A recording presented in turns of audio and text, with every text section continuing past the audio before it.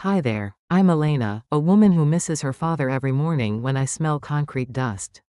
My dad Edward worked 43 years laying tile, bleeding from his knees, just so I could have everything he never did. 3 weeks after we buried him, I'm in a Staten Island restaurant with my husband Mark and his mother Martha. Elena, maybe you should take something to calm down, Martha says loudly, pulling my anxiety medication from her designer purse. How did you get my prescription? Mark was worried about you, she announces to 30 neighbors watching us. But what they can't see is this Medicare bill in my hands. Physical therapy for my dead father. Dated last week. Mark slips Martha a bank withdrawal slip under the table. $5,000. My father's savings. This isn't grief, I say, standing. This is fraud. The room goes silent. My father died with grout under his fingernails. And you're stealing his life savings. But I'm not just a grieving daughter. I'm a paralegal, and I'm building the case of my life. If you're hearing this story, tell me in the comments. Where in the world are you listening from? Before we begin, please don't forget to subscribe and hit the like button. Now let's get started. The kitchen smelled of dust. Not the gentle kind that settles on forgotten books. The harsh, bitter dust that clings to lungs and never leaves. Elena stood by the window in her Jersey City home. Dawn light filtered through glass that hadn't been properly cleaned since the funeral. She reached for her father's pill organizer on the counter. 7 small compartments, all empty now. Edward Miller had been gone 3 weeks. The organizer still sat exactly where he'd left it. Tuesday through Monday, each day marked with careful pen strokes in his construction worker's handwriting. She picked up the plastic case. Her fingers traced the rough edges where Edward had dropped it countless times. The man who could lay tile in perfectly straight lines for 8 hours couldn't manage to keep his pill case from hitting concrete floors. 43 years, she whispered to the empty kitchen. 43 years of kneeling on cold surfaces. Mixing grout in Jersey winters. Coming home with white powder in his hair, his eyebrows, under his fingernails. Elena remembered him scrubbing his hands at the same sink. The water always ran gray. She opened the velvet jewelry box her mother had left behind. Inside lay Edward's Medicare card. The plastic was worn smooth from his wallet. She placed it next to a folded Social Security statement. The numbers were modest. Honest numbers earned with sweat and sacrifice. Edward had never bought himself a new winter coat. 10 years in the same brown jacket with the torn pocket. Elena needs law books, he'd say when she begged him to spend money on himself. Books last longer than coats. The law books were still on her shelf. Criminal procedure, civil rights, constitutional law, each one a small piece of her father's back, bent over construction sites. She remembered him coming home in the evenings. His overalls stiff with dried mortar. He'd sit at this table and help her with homework. His thick fingers pointing to words on pages. Read it again, L. Lawyers have to be precise. Like laying tile. One crooked piece ruins the whole floor. The pulmonary embolism had taken him on a Tuesday. Blood clots in his lungs from decades of breathing concrete dust. The doctor said it was occupational. Inevitable. Edward had nodded like he'd been expecting the news. Elena closed the pill organizer. The snap echoed in the quiet room. Behind her, footsteps creaked on the hardwood floor. Mark appeared in the doorway. Her husband of 12 years looked tired. His brown hair was messy from sleep. He wore the green bathrobe she'd bought him last Christmas. "You're up early," he said. His voice sounded different, careful, like he was measuring each word before letting it out. "Couldn't sleep," Elena replied. Mark moved to the coffee maker. He filled it with water. His movements were slow, deliberate. Elena watched him in the reflection of the window glass. He kept glancing toward the kitchen table where a stack of mail sat unopened. Something was wrong. Mark usually grabbed his coffee and left for work immediately. This morning he lingered. He poured coffee into his favorite blue mug. Then he reached for the mail stack. Elena turned around. "Looking for something?" Mark's hand froze over the envelopes. "Just checking if the electric bill came." He pulled out a white envelope. Social Security Administration. Elena recognized the official seal immediately. But this wasn't addressed to Mark. The name in the address window made her stomach tighten. Edward Miller. "That's my father's mail," Elena said. Mark flipped the envelope over quickly. Too quickly. "Yeah, just Forwarding issues. You know how bureaucracy works. Elena knew how bureaucracy worked. She'd been a paralegal for 15 years. Social Security didn't send benefit notices to deceased recipients 3 weeks after death. Not unless someone was still using the account. She stepped closer. Can I see that? It's probably just a form letter. You know, the government is always behind on updating their records. Mark's left hand drummed against the counter. A nervous habit Elena had never noticed before. His wedding ring made tiny clicking sounds against the granite surface. The morning light shifted through the window. Elena saw something that made her breath catch. Mark's work shoes sat by the back door. The soles were caked with reddish mud. Construction site mud. The same color that used to stain Edward's boots. But Mark hadn't worked a construction site in 4 years. He managed a hardware store in town.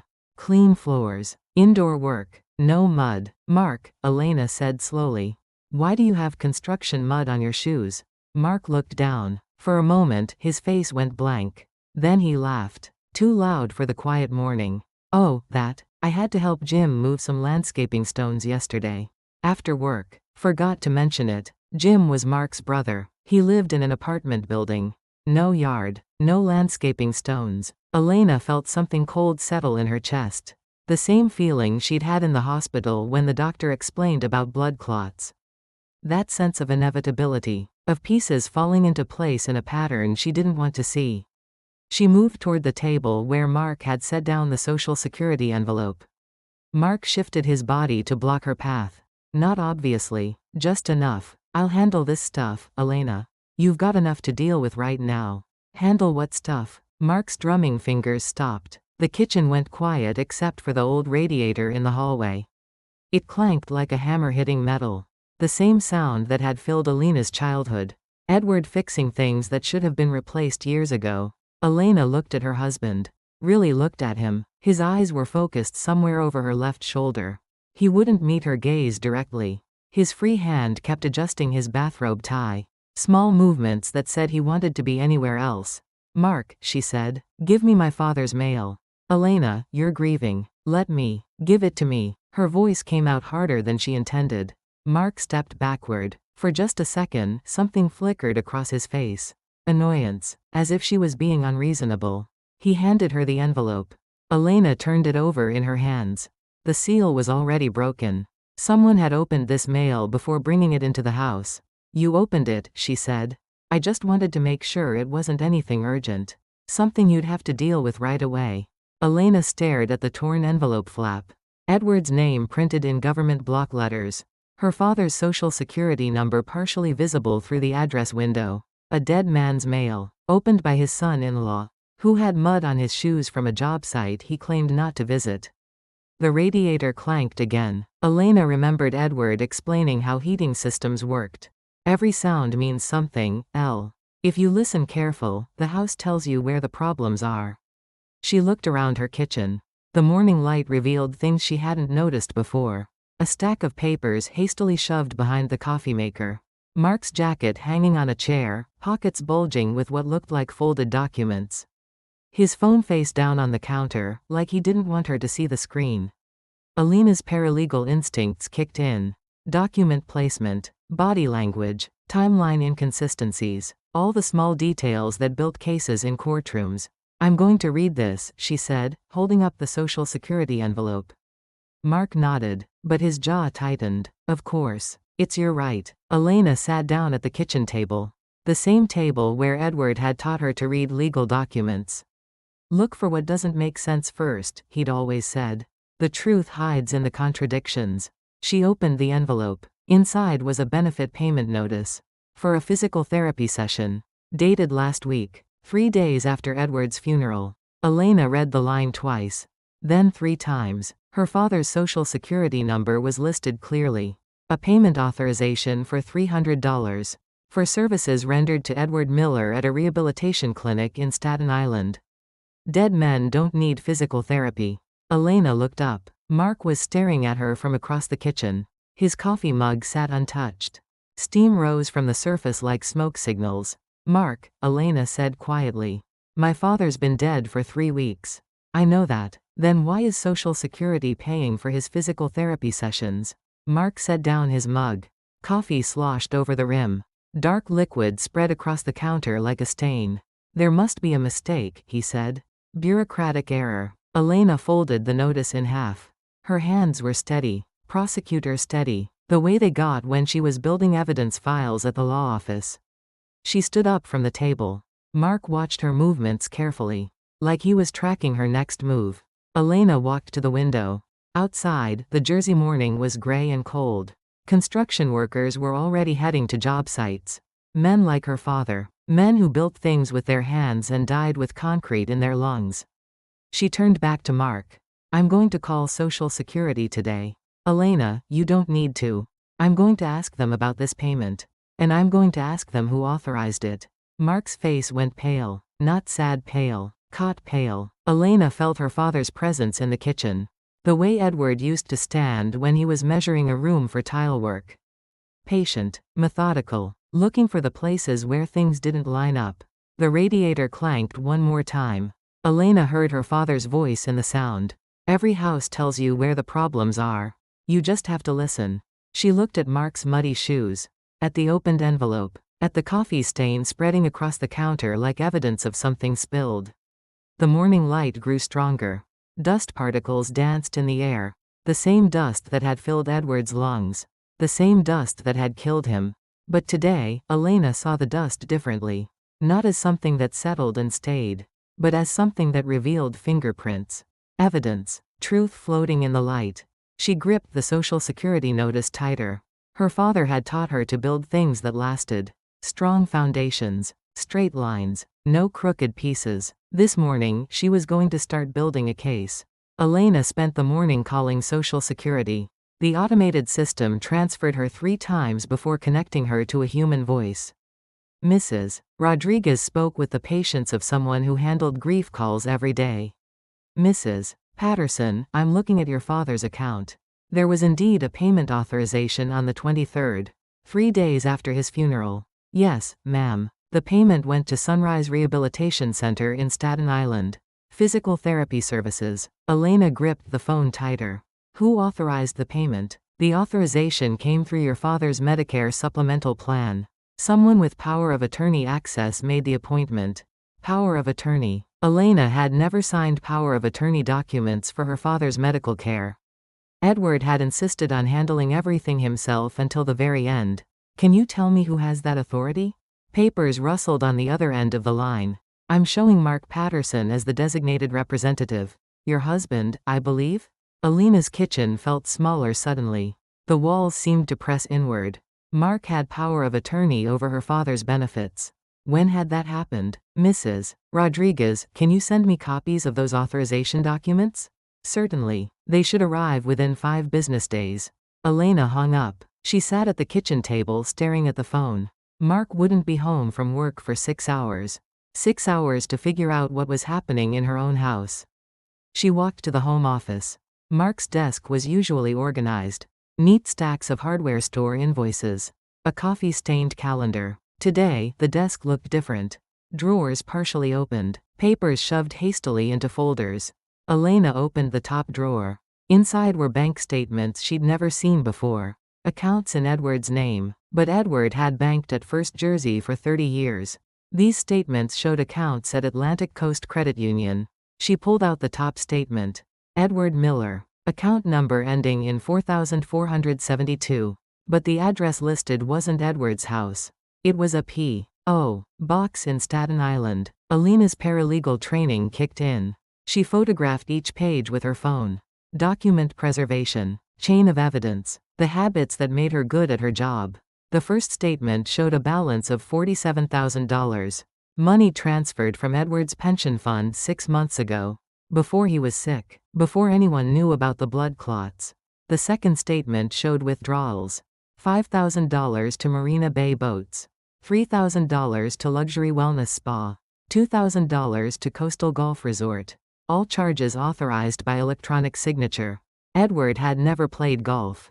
He'd never set foot in a spa. And he certainly never bought a boat. Elena's phone buzzed. Text message from Mark. Working late tonight. Inventory issues. Don't wait up. Inventory issues. On a Wednesday. Mark never worked late on Wednesdays. Elena drove to the hardware store. The parking lot was nearly empty. She walked through the automatic doors. Sarah, the young cashier, looked up from arranging paint samples. "Hi, Mrs. Patterson. Looking for Mark? Is he in the back office?" Sarah's face scrunched in confusion. "Mark left around noon. Said he had a family emergency." Family emergency. Elena's mouth went dry. Did he say what kind of emergency? Something about paperwork. Legal stuff. He seemed pretty stressed. Elena thanked Sarah and returned to her car. She sat in the parking lot trying to piece together a timeline. Mark left work at noon. Told her he was working late. Where was he spending the missing 8 hours? Her phone rang. Unknown number. "Mrs. Patterson? This is Janet from Atlantic Coast Credit Union. We received your father's death certificate today. I'm calling about account closure procedures." Elena's heart pounded. "I didn't send a death certificate." "Oh, we received it from Mr.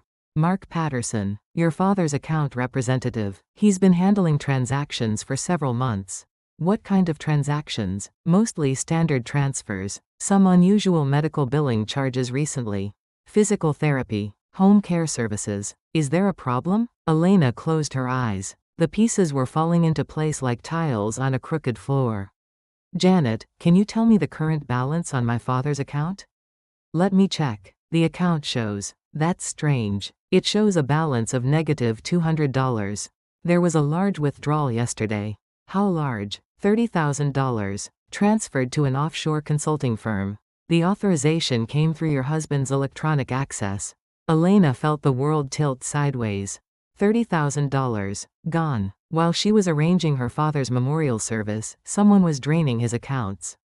"Janet, I need to freeze that account immediately." "I'm sorry, Mrs. Patterson." Mr. Patterson called this morning and placed a hold on account modifications. He said you were going through a difficult grief period and might make emotional financial decisions. Emotional financial decisions. Elena was a paralegal who had managed Edward's finances for years.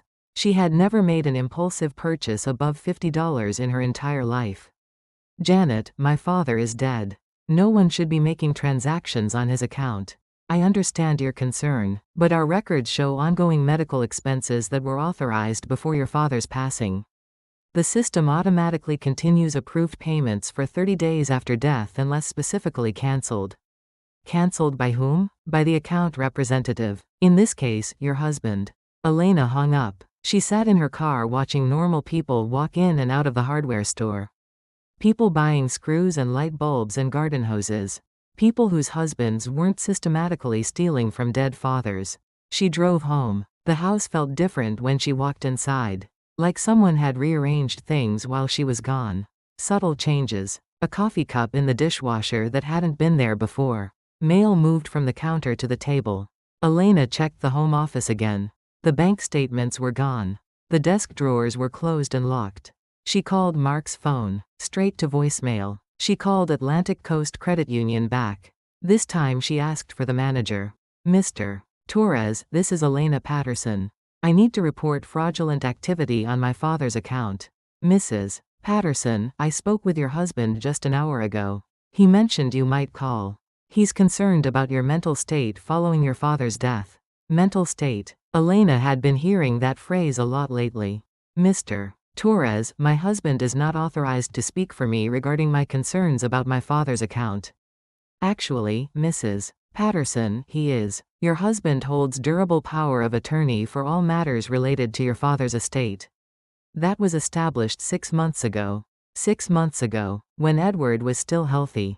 Still working part-time at the tile supply store. Still capable of making his own decisions. Can you fax me a copy of that power of attorney document?" "I'll need to check with Mr. Patterson first. He specifically requested that all communications about your father's finances go through him during your bereavement period."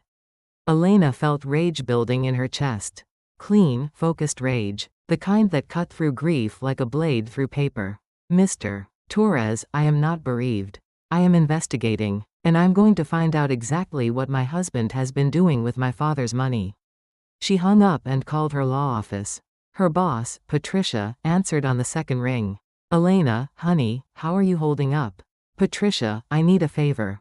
I need you to pull credit reports and financial records on Mark Patterson. My husband. Silence on the other end. Elena, are you sure about this? I'm sure that $30,000 disappeared from my father's estate yesterday. I'm sure that someone has been using Edward's Medicare benefits to pay for services he never received. And I'm sure that my husband has been lying to me about where he spends his afternoons. I'll have the reports by tomorrow morning. Elena walked through her house room by room, looking for other changes, other signs. In the bedroom, Mark's side of the closet looked thin. Several shirts were missing. His good suit was gone. In the bathroom, his shaving kit was packed and sitting by the sink. Not put away. Sitting out like he was planning to take it somewhere. Elena opened the medicine cabinet. Her prescription bottle of anxiety medication was missing. The bottle she'd gotten after Edward's diagnosis but never used. She didn't like how the pills made her feel foggy. Foggy. Like she couldn't think clearly. Like she might make emotional financial decisions. Elena's phone rang. Mark. Hey, honey, how was your day? His voice sounded normal. Concerned husband checking on grieving wife. Where are you, Mark? Still at the store. This inventory is a nightmare. I'll probably be here until 10. Elena walked to the window. She could see the hardware store from her street. The parking lot was empty. The lights were off. Mark, what's the name of the offshore consulting firm? What? The consulting firm that received $30,000 from my father's account yesterday. Long pause. Elena could hear traffic in the background. Not the quiet suburb where the hardware store was located. City traffic. Honking horns. Construction sounds. Elena, I think you're confused. Maybe you should take one of those pills. Drive. Freeman prescribed. You've been under a lot of stress. The pills. That was why Mark had taken her anxiety medication. Not to steal it. To suggest she needed it. I'm not confused, Mark. I'm angry. Come home. Now. Elena, I'm worried about you. You're not thinking clearly. Elena looked around her kitchen. At the empty pill organizer. At the place where her father's mail used to sit. At the coffee stain Mark had left that morning. I'm thinking more clearly than I have in months, she said. Come home and explain to me how you got power of attorney over my father's medical decisions. We'll talk when I get home. Try to get some rest.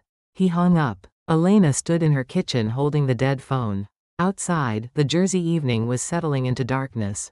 Construction workers were heading home from their shifts. Men covered in dust and mortar. Men like her father. Elena thought about Edward's final weeks. The way Mark had insisted on driving him to medical appointments. The way Mark had offered to handle the paperwork, so Elena wouldn't have to deal with bureaucracy during her father's illness. The helpful son-in-law. Taking care of everything. Elena opened her laptop. She logged into her personal bank account. The account Mark had never shown much interest in. The account where she kept her paralegal salary. The balance was wrong. Lower than it should be by $5,000. Elena checked the transaction history. A transfer to Marina Bay Boats. Authorized by electronic signature. Her electronic signature. Elena had never been to Marina Bay. She'd never authorized a boat purchase. But someone with access to her banking passwords had. She changed all her passwords. Bank account, credit cards, email, everything. Then she called Patricia back. I need one more favor. Can you recommend a divorce attorney who specializes in financial fraud? Elena, my husband has been stealing from my father's accounts for months. He forged power of attorney documents. He's draining my personal accounts. And he's trying to convince everyone that I'm mentally unstable so no one will believe me when I report him. Patricia was quiet for a moment. I'll send you a name. Someone good. Elena hung up and sat at her kitchen table. The same table where Edward had taught her to read legal documents.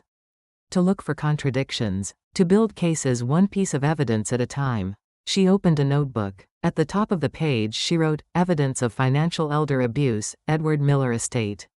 Then she began writing. Every suspicious transaction. Every lie Mark had told. Every document that had disappeared or appeared without explanation. Outside, car headlights swept across the living room window. Mark's car in the driveway. Elena closed the notebook and slipped it into her purse. She walked to the front door. Through the glass, she could see Mark sitting in his car talking on the phone. His voice was muffled, but she could hear the tone. Urgent. explaining something to someone. Mark ended his call and got out of the car. He walked up the front steps slowly, like a man approaching a difficult conversation. Elena opened the door before he could use his key. "How was inventory?" she asked. Mark looked tired. Guilty tired, not work tired. "Long day," he said. "How are you feeling?" "Like my husband has been lying to me for months." Mark stepped inside and closed the door behind him. He set his keys on the hall table. Normal domestic sounds, but nothing about this moment felt normal. "Elena, we need to talk." "Yes," Elena said, "we do." She led him to the kitchen. The same kitchen where this had all started 12 hours earlier. Where she'd first seen the Social Security envelope. Where she'd first noticed the mud on his shoes. Mark sat down at the table. Elena remained standing. "I know about the Atlantic Coast Credit Union accounts," she said. "I know about the Medicare fraud. I know about the power of attorney documents you forged." Mark's face went pale, but he didn't deny it. That told Elena everything she needed to know. "It's not what you think," he said. "What I think is that you've been stealing from my dying father. What I think is that you've been planning this for months. What I think is that you married me to get access to Edward's construction pension and his property." Mark stared at his hands. "Your father was going to lose everything anyway. The medical bills, the long-term care. I was trying to protect what we could save. We? You and me, Elena. Our future." Elena felt something cold and sharp settle in her chest. "My father died 3 weeks ago. You transferred $30,000 yesterday. How exactly were you protecting our future?" Mark looked up at her. For the first time since she'd known him, his face looked unfamiliar. Like she was seeing a stranger wearing her husband's skin. "The boat was going to be a surprise," he said. "For your recovery. A way to get away from all this grief. The boat I never wanted. Bought with money you stole from my dead father." Mark stood up. He moved toward her. Elena stepped backward. "Elena, you're not thinking clearly. The grief is making you paranoid. Maybe you should take something to help you sleep. Take something. Like the anxiety medication he'd suggested. The medication that would make her foggy. Unable to ask the right questions. Unable to build a case against him." Elena looked at Mark across her kitchen. Her husband of 12 years. The man who used to bring her coffee in bed. The man who had held her hand at her father's funeral. The man who had been planning to destroy her family's legacy while pretending to comfort her grief. "Get out," she said quietly. "Elena, get out of my house." Mark didn't move. "This is my house too." Elena reached into her purse and pulled out her phone. "I can call the police and report you for elder abuse and identity theft. Or you can leave voluntarily. Your choice." Mark stared at her for a long moment. Then he walked to the hallway closet and grabbed his packed bag. The bag Elena hadn't noticed before. The bag that meant he'd been planning this conversation. "You're making a mistake," he said from the doorway. "The mistake was trusting you." Mark left. Elena locked the door behind him. She stood in her empty house listening to the old radiator clank in the hallway. Every sound means something, her father had always said. If you listen careful, the house tells you where the problems are. Tonight, Elena was listening. And what she heard was the sound of a house finally telling the truth. Elena didn't sleep that night. She sat at her kitchen table with Edward's documents spread across the surface like puzzle pieces. Bank statements, medical bills, Social Security notices, all the paper evidence of a life spent working with his hands. By morning, she had built a timeline. 6 months ago, Mark had begun the process. Small charges at first. A physical therapy session here. A medical equipment rental there. Amounts small enough to avoid attention but large enough to add up over time. Patricia called at 8 in the morning. "Elena, I have those financial reports. Can you meet me at the office? I'll be there in an hour." Elena showered and dressed carefully. Navy blue suit. Her courtroom clothes. Today felt like the beginning of something that would require professional armor. The law office occupied the 3rd floor of a converted brownstone in downtown Jersey City. Patricia waited in the conference room with a stack of papers and a grim expression. "Sit down, honey." Elena sat. Patricia slid a credit report across the table. Mark's name at the top. Red numbers scattered throughout. "Your husband is in serious debt," Patricia said. "Credit cards maxed out. A second mortgage on your house that you apparently don't know about." and a business loan for something called Patterson Marine Consulting. Patterson Marine Consulting. Elena had never heard Mark mention starting a business. How much debt? Total? About $180,000. The marine consulting loan alone is $75,000. Taken out 8 months ago using your house as collateral. Elena stared at the numbers.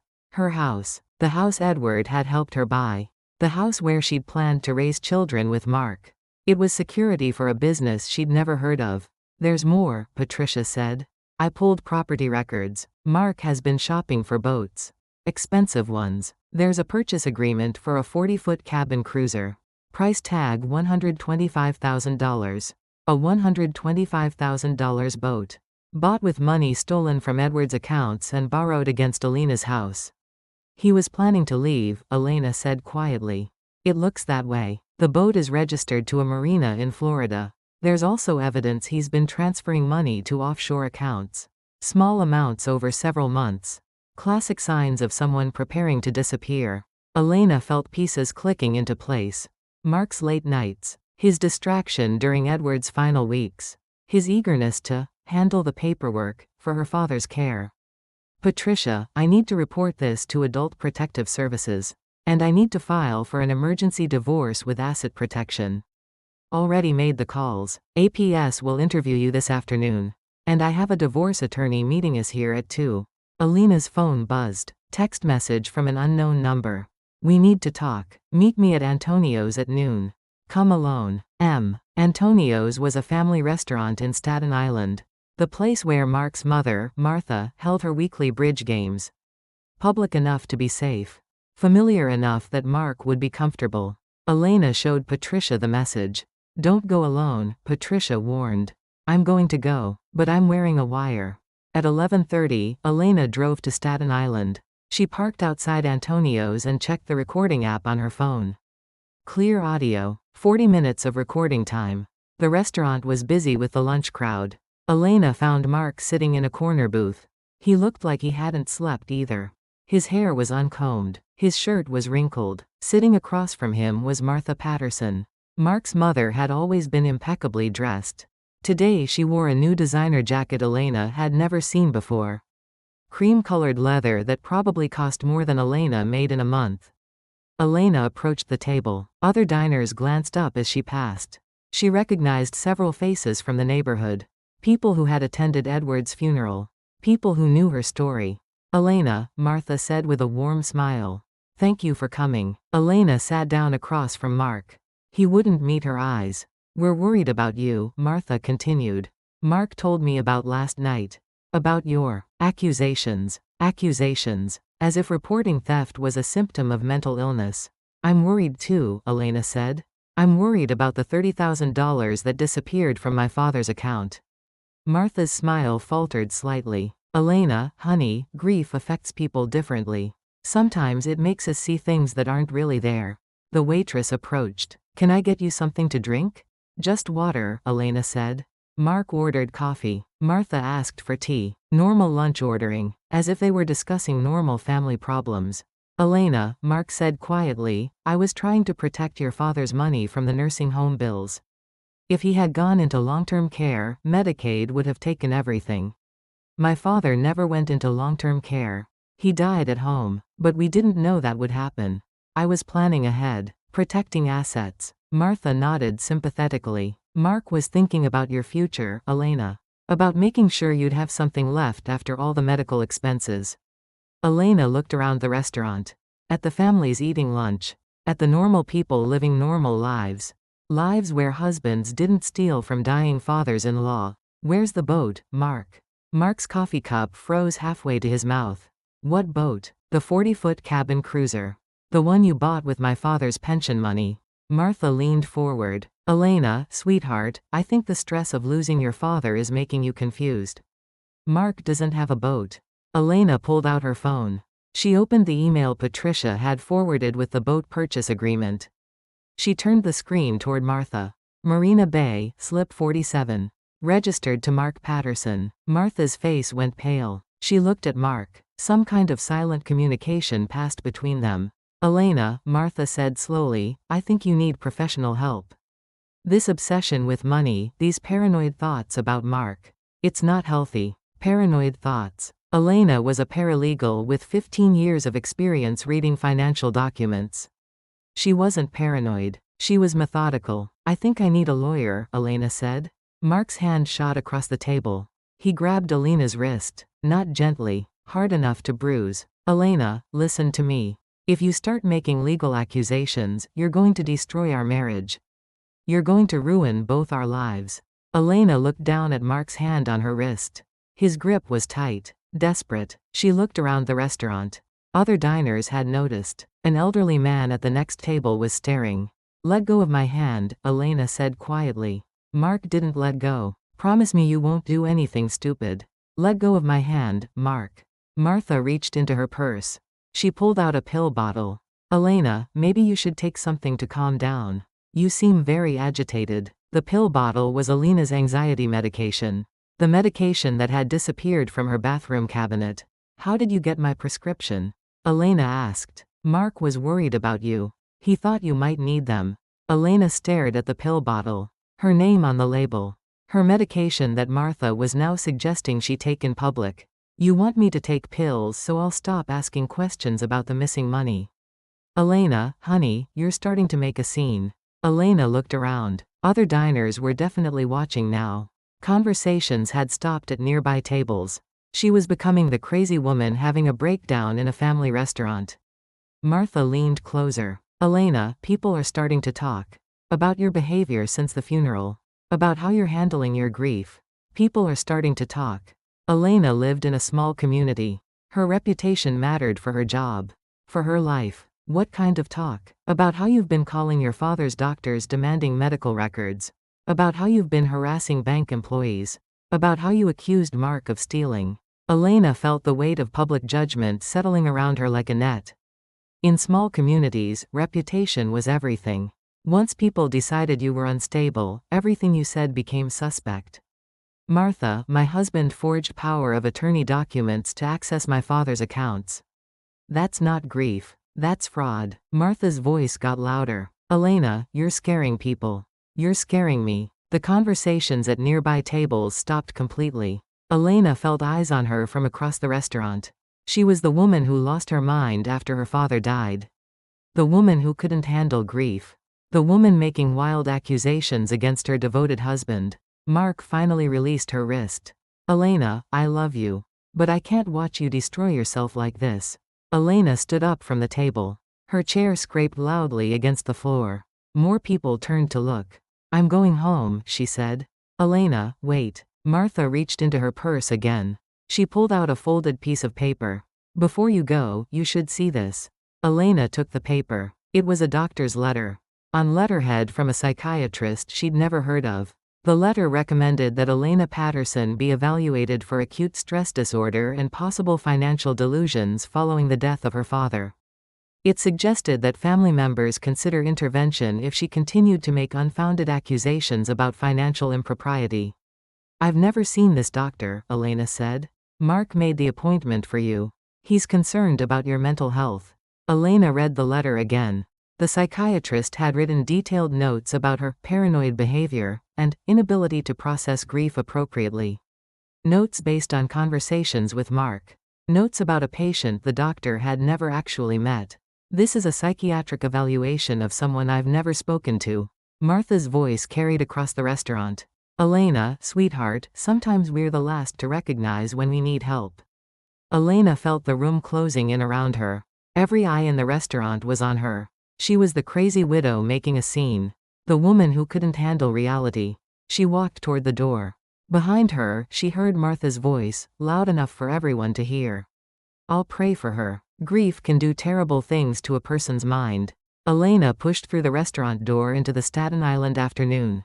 She sat in her car in the parking lot trying to process what had just happened. Mark and Martha had orchestrated a public intervention. They'd made her look unstable in front of people she knew. They'd planted the idea that her accusations were symptoms of mental illness. Elena's phone rang. Patricia, how did the meeting go? They're trying to make me look crazy. They have a psychiatric evaluation from a doctor I've never met. They made me seem paranoid in front of half the neighborhood. Elena, listen to me. That's a classic abuser tactic. Discredit the victim before they can report the abuse. Don't let them get in your head. What if they're right? What if I am losing my mind? Elena, you brought me bank statements, transaction records, forged documents. That's not mental illness. That's evidence. Elena looked back at the restaurant. Through the window, she could see Mark and Martha still sitting at the table. Martha was talking animatedly to other diners, spreading her version of the story. Poor Elena, lost her father and couldn't cope. Started making wild accusations. So sad what grief can do. Elena drove home. Her house felt different when she walked inside. Like someone had been there while she was gone. Things moved slightly. Papers rearranged. She checked the home office. Her notebook with the evidence timeline was missing. Elena called Patricia again. They were in my house. My evidence is gone. Do you have copies? Everything's on my phone. Photos of all the documents. Good. That's admissible evidence. Meet me at the police station. We're filing a report. Elena gathered her purse and keys. As she was leaving, her neighbor Mrs. Chen waved from across the street. Elena, honey, how are you holding up? I'm fine, Mrs. Chen. Mrs. Chen walked closer. Her face was filled with concern. Mark stopped by earlier. He's so worried about you. He said you've been having a hard time since your father passed. Mark had been talking to the neighbors, preparing them for Elena's breakdown. I'm doing fine, Elena repeated. He said you might start saying some strange things. About money and legal problems. He wanted us to know that it's just the grief talking. Elena felt the net tightening around her. Mark was systematically discrediting her before she could expose him. By the time she presented her evidence, everyone would already believe she was mentally unstable. Mrs. Chen, if Mark talks to you again, please remember that I was perfectly fine before today. I've been handling my father's affairs responsibly for months. Mrs. Chen patted Elena's arm. Of course, dear. We all handle grief differently. There's no shame in needing help. Elena drove to the police station. She sat in the parking lot for 10 minutes trying to imagine how her story would sound to strangers. My husband stole money from my dead father. He forged legal documents. He's trying to make everyone think I'm crazy so they won't believe me when I report him. It sounded paranoid, even to Elena. She walked into the police station anyway. The desk sergeant listened to her story with professional patience. He took notes. He nodded sympathetically. Ma'am, these sound like civil matters. Family financial disputes. You'll need to resolve this through the courts. This isn't a family dispute. This is elder abuse and identity theft. Do you have power of attorney documents showing you're authorized to access your father's financial records? Elena realized she didn't. Mark had managed to get power of attorney somehow, which meant legally, he had been authorized to make those transactions. The power of attorney was forged. That would need to be proven by a handwriting expert. Do you have the original documents for comparison? Elena didn't have the originals. They were probably in Mark's possession. Along with everything else she would need to prove her case. She left the police station feeling defeated. Mark had been planning this for months. He'd built legal authority over Edward's affairs. He'd established a narrative about Elena's mental state. He'd removed evidence from her house. Elena sat in her car outside the police station thinking about her father. Edward had spent 43 years laying tile. Straight lines, level surfaces, building things that would last. Someone had spent months building a trap around Elena's life. But unlike her father's work, this construction was built on lies. And lies, Elena knew from her paralegal training, always had weak points. She just had to find them. Elena drove to the courthouse. She requested copies of all documents filed under Edward Miller's name in the past year. Power of attorney filings, estate planning documents, medical authorizations. It took 2 hours. When the clerk handed her the stack of papers, Elena felt her heart sink. Everything looked legitimate. Edward's signature on multiple documents. Legal notarization, professional formatting. But Elena had seen her father sign thousands of documents over the years. Tax returns, insurance forms, medical paperwork. She knew his handwriting better than anyone. The signatures on these documents were perfect. Too perfect. Edward's handwriting had been shaky in his final months. Arthritis in his hands made his signature uneven. These signatures were clean, Steady. Traced. Elena had found her weak point. She drove home as the sun was setting over Staten Island. Her house was dark. No sign of Mark. For now, she was alone with her evidence and her certainty. Elena sat at her kitchen table with the forged documents spread in front of her. Tomorrow she would take these to a handwriting expert. She would prove the signatures were traced. She would expose Mark's careful plan. Tonight, she would prepare for war. Elena woke to the sound of her doorbell ringing at 7 in the morning. She pulled on her bathrobe and went downstairs. Through the peephole, she saw a woman in a navy suit holding an official-looking folder. Mrs. Patterson? I'm Sarah Wells from Adult Protective Services. We received a complaint about potential elder abuse. Elena opened the door. I'm the one who called APS yesterday. Sarah Wells looked confused. She checked her paperwork. Actually, Mrs. Patterson, the complaint was filed against you. Against me? Yes, ma'am. We received a report that you've been making fraudulent claims about your deceased father's finances. The complaint alleges you're attempting to manipulate his estate records. Elena stared at the woman. Who filed this complaint? Your husband, Mark Patterson. He's concerned about your mental state following your father's death. Elena felt the world tilting sideways. Mark had reported her to Adult Protective Services for elder abuse. He was claiming she was the one manipulating Edward's estate. Ms. Wells, my husband has been stealing money from my father's accounts for months. I have documented evidence. I understand your concerns, Mrs. Patterson. That's why I'm here. Can we sit down and discuss this? Elena led Sarah Wells to the kitchen. The same kitchen where this had all started 4 days ago. Sarah spread her paperwork across the table where Elena had discovered the first Social Security notice. Mrs. Patterson, I need to ask you some questions about your father's care during his final months. Of course. Did you have power of attorney over your father's medical and financial decisions? No. My father insisted on handling everything himself until he became too sick. But you were involved in his care? Yes. I took him to doctor appointments. I helped him organize his medications. I made sure he had groceries and transportation. Sarah made notes. And you never signed any documents giving you authority over his accounts? Never. I didn't even know about the Atlantic Coast Credit Union accounts until this week.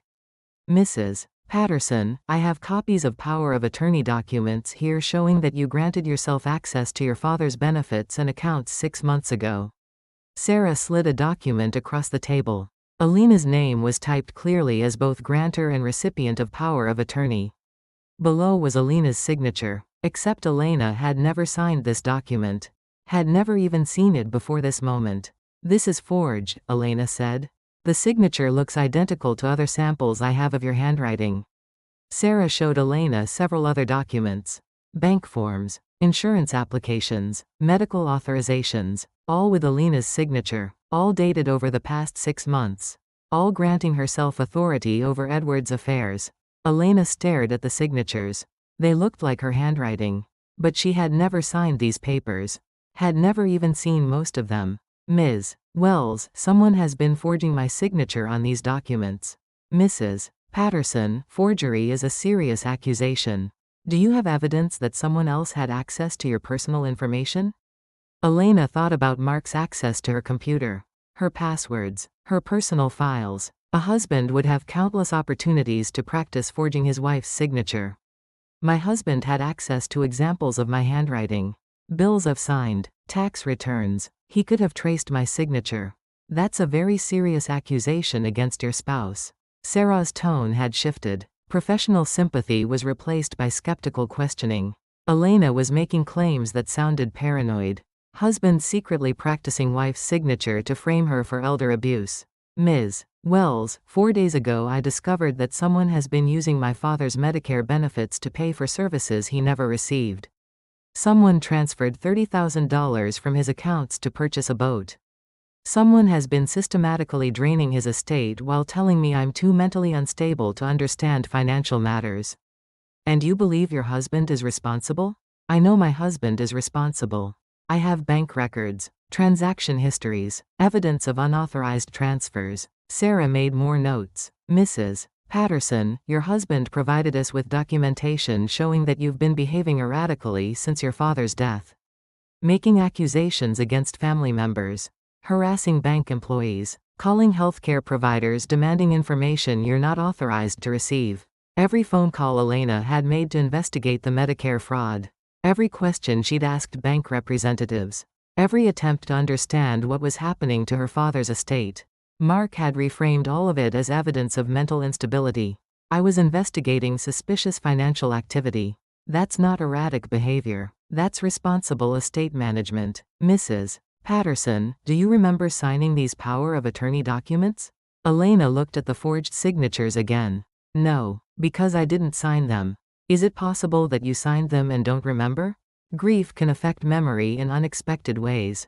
Elena felt the conversation slipping away from her. Ms. Wells, I'm a paralegal. I've been working with legal documents for 15 years. I would remember signing power of attorney papers for my father. Professional competence doesn't protect anyone from the effects of grief and stress. Sarah Wells was trained to recognize elder abuse. But she was also trained to recognize mental health crises. Elena was exhibiting all the signs they looked for sudden financial accusations against family members. Claims of memory gaps, insistence that documents she'd apparently signed were forged. Mrs. Patterson, I'm going to recommend that you undergo a psychological evaluation. I don't need a psychological evaluation. I need someone to investigate the financial fraud committed against my father's estate. The evaluation would help distinguish between legitimate concerns and symptoms of acute stress disorder. Acute stress disorder, the same diagnosis mentioned in the letter Martha had shown her at the restaurant. Elena realized what had happened. Mark had been building a case against her for months, creating a paper trail showing her declining mental state, forging documents to make it look like she was the one manipulating Edward's finances. Preparing for this exact moment. Ms. Wells, what happens if I refuse the psychological evaluation? Given the seriousness of the financial allegations, and the evidence of possible document forgery, APS would need to refer this case to law enforcement. Elena felt trapped. If she agreed to the evaluation, Mark's psychiatrist friend would declare her mentally unstable. If she refused, she would be investigated for elder abuse and fraud. I want to see the original power of attorney documents. Not photocopies, the actual papers with the original signatures. Those would be held by your father's estate attorney. Who is the estate attorney? Sarah checked her notes. According to our records, Mitchell and Associates is handling the estate. Elena had never heard of Mitchell and Associates. Edward had always used Thompson Legal Services for his simple legal needs. Will preparation, property transfers, basic estate planning. Ms. Wells, my father never used Mitchell and Associates. He worked with Thompson Legal Services for 20 years. People sometimes change attorneys when their needs become more complex. When did he supposedly change attorneys?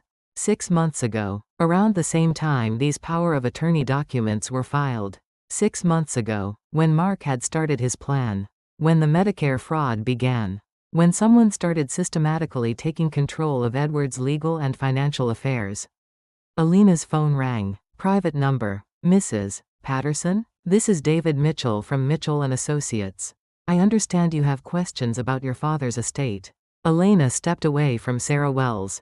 Mr. Mitchell, I've never heard of your firm. When did my father become your client?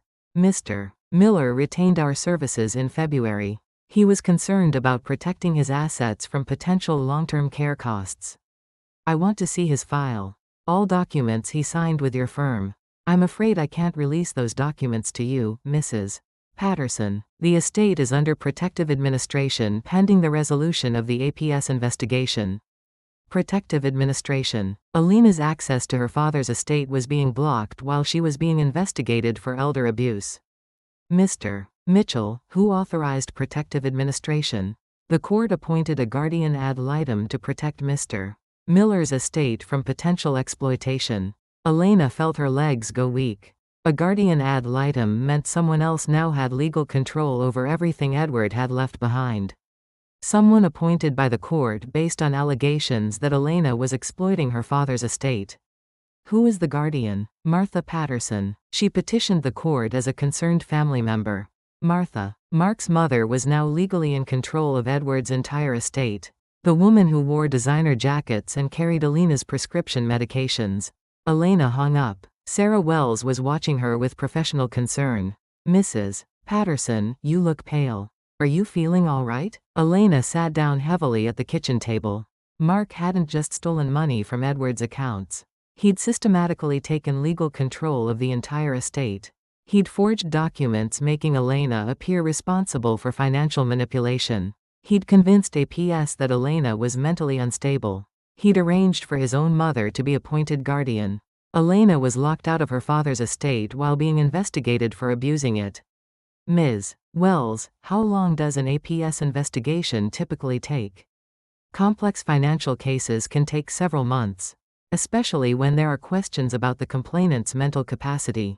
Several months. Elena would spend months being investigated for crimes she didn't commit while Mark and Martha had legal control over everything Edward had worked for. Elena looked around her kitchen. At the empty pill organizer. At the place where Edward's Medicare card used to sit. At the table where he'd taught her to read legal documents and look for contradictions. The biggest contradiction was staring her in the face. Elena was being investigated for elder abuse by the same system that was supposed to protect victims of elder abuse. The people who had actually committed the fraud were now in legal control of the evidence. Ms. Wells, what evidence would I need to prove that someone else forged those documents? Handwriting analysis from a certified expert. Original documents for comparison. Witness testimony about the alleged perpetrator's access to your personal information. Elena thought about her options. The original documents were controlled by Mitchell and Associates, who wouldn't release them. Handwriting analysis would take weeks and cost thousands of dollars. Witness testimony would come from neighbors who already believed she was mentally unstable. Ms. Wells, what happens if the investigation concludes that I'm mentally incompetent? The guardian ad litem would maintain control of the estate, and the court might consider additional protective measures. Additional protective measures. Elena suspected that meant Mark would try to have her declared legally incompetent. Unable to manage her own affairs. Vulnerable to guardianship herself. Sarah Wells gathered her paperwork. Mrs. Patterson, I'm going to schedule that psychological evaluation for next week. In the meantime, please don't attempt to access your father's accounts or contact his healthcare providers. Elena was being ordered not to investigate the theft of her father's estate. The investigation was effectively over before it started. Sarah left. Elena sat alone in her kitchen staring at the forged documents spread across the table. Her own signature staring back at her from papers she'd never signed. Elena had built her career on understanding legal procedures, following proper channels, trusting the system to protect victims and prosecute criminals. The system was being used as a weapon against her. Elena's phone buzzed. Text from Mark. I'm sorry it came to this. I never wanted to hurt you. But you forced my hand. Elena read the message 3 times. Mark was apologizing for destroying her life. He was claiming self-defense for systematically robbing her father's estate. Elena walked upstairs to her bedroom. She opened the closet and pulled out a suitcase. She began packing methodically. Underwear, professional clothes, legal documents, the few pieces of evidence she'd managed to keep. Elena was done trusting the system. Done following proper channels. Done believing that truth would protect her from people willing to lie systematically and convincingly. If Mark wanted to play dirty, Elena would show him what a paralegal with nothing left to lose could accomplish. Elena packed her father's wooden cane. The one he'd used during his final weeks when walking became difficult. It was solid oak, worn smooth by Edward's hands. Elena wasn't planning to use it for walking. She was planning to use it for balance while she tore Mark's carefully constructed lies apart piece by piece. Elena loaded her car and drove away from the house where she'd lived for 12 years. In the rearview mirror, she could see Mrs. Chen watching from her front yard, probably wondering where the unstable widow was going with her suitcase. Elena didn't care what the neighbors thought anymore. She'd spent 4 days trying to work within the system, trying to follow proper procedures, trying to prove her sanity to people who had already decided she was crazy. Starting today, Elena was going to fight dirty. Starting today, she was going to show Mark and Martha what Edward Miller's daughter looked like when she stopped asking permission and started demanding justice. Elena drove toward downtown Jersey City. Toward the courthouse. Toward the law offices where she'd spent 15 years learning how legal battles were really won. Not with proper procedures and polite inquiries. With evidence. With strategy. With the willingness to do whatever it took to protect what mattered most. Elena was going to get her father's legacy back. Even if she had to tear down everything Mark and Martha had built to do it. Elena checked into a hotel room in Newark. She paid cash. Gave a false name. For the first time in 15 years, she was operating outside official channels. She spread her documents across the hotel bed. Bank statements. Forged power of attorney papers. The timeline she'd reconstructed of Mark's systematic theft. Everything she had left after Mark and Martha took control of the investigation. Elena stared at her father's Medicare card. The plastic was worn smooth from his wallet. She remembered Edward showing her how to read medical bills when she was 16. Always question charges that don't make sense, L. Nobody cares about your money like you do. 30 years later, Elena was learning that Edward's advice applied to more than medical bills. She picked up her phone and called Atlantic Coast Credit Union. Mr. Torres, this is Elena Patterson. I need to ask you about the power of attorney documents you have on file for my father's account. Mrs. Patterson, I spoke with the guardian ad litem yesterday. I'm not authorized to discuss your father's account with you anymore. Just answer one question. When exactly were those power of attorney documents filed? I really can't. Mr. Torres, my father is dead. His estate is being stolen while I'm being investigated for the theft. 5 minutes of your time could help me prove my innocence. Long pause. The documents were filed on February 15th. February 15th. Elena pulled out her phone calendar and scrolled back 10 months. February 15th was a Wednesday. Elena remembered February 15th clearly. It was the day Edward had fallen at the construction site. Twisted ankle. Nothing serious, but he'd spent the afternoon at urgent care getting x-rays. Mr. Torres, what time were the documents notarized? The notary's stamp shows 2:47 p.m. Elena felt her heart racing. At 2:47 p.m. on February 15th, Edward had been in urgent care. Elena had driven him there herself. She had waited in the lobby while he got x-rays. She had his insurance card and identification. Edward couldn't have been at a lawyer's office signing power of attorney documents while he was getting medical treatment 15 miles away. Mr. Torres, who was the notary? Jennifer Walsh. She's listed as a notary at Mitchell & Associates. Elena hung up. She had found her first crack in Mark's carefully constructed lie. Elena drove to urgent care where Edward had received treatment. She parked in the same spot where she'd waited 10 months ago while her father got x-rays for what would turn out to be his last job-related injury. The receptionist remembered Edward. Mr. Miller was such a gentleman. Always so polite, even when he was in pain. Can you tell me what time he was here on February 15th? I'd need to check our records. Are you family? Elena showed her identification. I'm his daughter. He passed away recently. The receptionist pulled Edward's file. He checked in at 1:30 p.m. Finished with x-rays around 3:15 p.m. You drove him home, I remember. Elena had her alibi. Edward was at urgent care from 1:30 to 3:15 p.m. The power of attorney documents were supposedly notarized at 2:47 p.m. Edward couldn't be in two places at once. Elena drove to Mitchell & Associates. The office occupied the second floor of a glass building in downtown Newark. Expensive address. Professional appearance. Elena took the elevator to the second floor.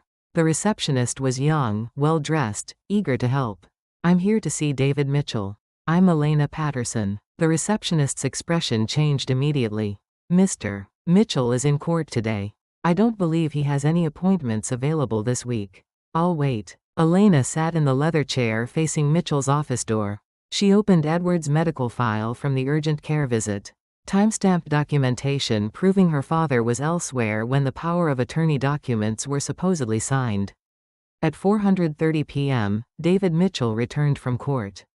He was younger than Elena expected. Mid-30s. Expensive suit. The kind of lawyer who charged by the minute and billed for phone calls. Mrs. Patterson, I wasn't expecting you. Mr. Mitchell, on February 15th at 2:47 p.m., your notary Jennifer Walsh witnessed my father sign power of attorney documents in this office. That's correct. My father was at urgent care getting x-rays from 1:30 to 3:15 p.m. that day. 15 miles from your office. I have medical records proving it. Mitchell's face didn't change expression. Mrs. Patterson, I think there may be some confusion about dates. Elena placed the urgent care records on Mitchell's desk. These records are time-stamped. Your notarization claim is impossible. Mitchell glanced at the medical records. I'll need to check with my staff about the specific timing. I'll wait. Mitchell disappeared into his office. Elena heard muffled phone conversations through the door. 20 minutes later, Mitchell returned with a different document. Mrs. Patterson, I checked our records. The power of attorney was actually notarized on February 16th, not the 15th. Simple clerical error. Elena looked at the new document. The notary date had been changed. February 16th instead of February 15th. But the change looked fresh. Like whiteout had been used to alter the original date. Mr. Mitchell, this document has been altered. I'm not sure what you mean. Elena took out her phone and photographed both documents. The original with February 15th. The altered version with February 16th. Clear evidence of document tampering. Mr. Mitchell, I'm going to report this altered notarization to the State Bar Association. Mitchell's professional composure cracked slightly. Mrs. Patterson, I think you're under tremendous stress. Perhaps you should focus on your mental health right now rather than pursuing these accusations. Mental health. Everyone kept returning to Elena's supposed mental health problems. Elena gathered her documents. Mr. Mitchell, I'm going to prove that these power of attorney papers are forgeries. And when I do, you'll lose your law license for notarizing fraudulent documents. Elena left the law office. She sat in her car in the parking garage reviewing what she'd learned. The power of attorney documents were definitely forged. The notarization was impossible. Mitchell was willing to alter evidence when confronted with contradictory proof. Elena had found multiple cracks in Mark's story. But she still needed more evidence to overcome the guardian ad litem's control of Edward's estate. Elena drove to her old neighborhood in Jersey City.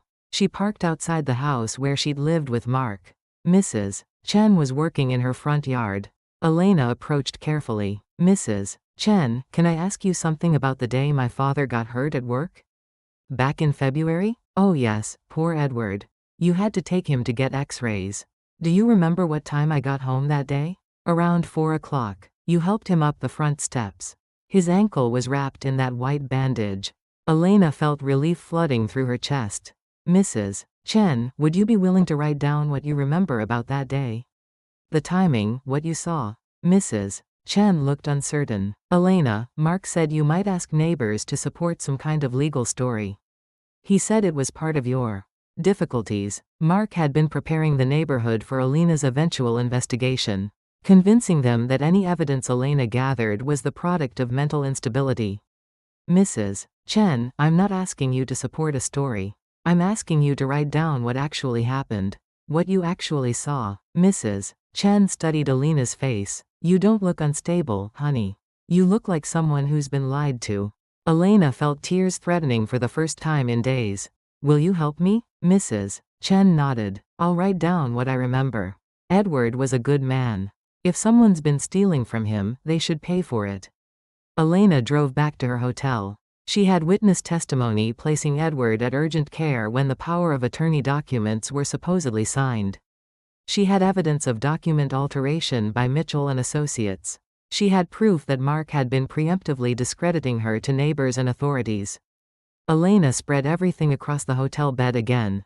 Bank records, forged documents, witness statements, medical records, the pieces of a case that could prove Mark and Martha's systematic fraud. Elena picked up Edward's wooden cane. She ran her fingers along the smooth surface, worn down by years of her father's grip when walking became difficult. Elena remembered visiting Edward in the hospital during his final weeks. He'd been weak from the blood clots, struggling to breathe, but his mind was clear, sharp, still thinking about Elena's future. I need to tell you something important. Elena had leaned closer to hear his whispered words. If anything happens to me, watch out for Mark. Something about him has been bothering me lately. What do you mean, Dad? He's been asking too many questions about my finances. About where I keep important papers. About how much money I have saved up.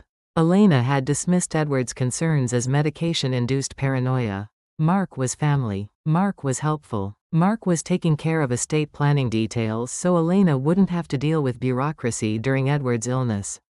Edward had tried to warn her. Even while dying, he'd been trying to protect her from Mark's systematic planning.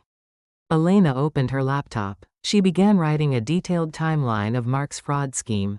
Every forged document, every impossible notarization, every lie told to authorities. Elena was going to build a case so thorough, so documented, so ironclad that no one could dismiss it as the product of grief-induced mental instability. Elena worked until 3 in the morning. Building evidence files, cross-referencing dates, preparing witness statements, using every skill she'd learned in 15 years of paralegal work. By dawn, Elena had constructed a legal case that could destroy Mark and Martha's control of Edward's estate. But Elena knew that legal cases were only as good as the attorneys who argued them. And Elena couldn't afford the kind of attorney who could fight Mitchell and Associates and a court-appointed guardian ad litem. Elena picked up her phone. She scrolled through her contacts until she found the number she needed. Patricia's personal cell phone. Patricia, it's Elena. I need to ask you for something that could get you in trouble. What do you need? I need you to file a motion with the court. As my attorney of record. Pro bono. Elena, I don't handle estate litigation. I do family law and small business contracts. Patricia, they're stealing my father's life savings while investigating me for the theft. I have proof of their fraud, but I need an attorney to present it to the court. Long pause. Elena, this could backfire. If we make accusations we can't prove, it could make your situation worse. I can prove it. I have everything we need. Elena spent the next hour explaining her evidence to Patricia over the phone. The impossible notarization dates, the altered documents, the witness testimony placing Edward elsewhere when power of attorney papers were supposedly signed. Elena, this is good work. Really good work. You've built a solid case. Will you help me present it?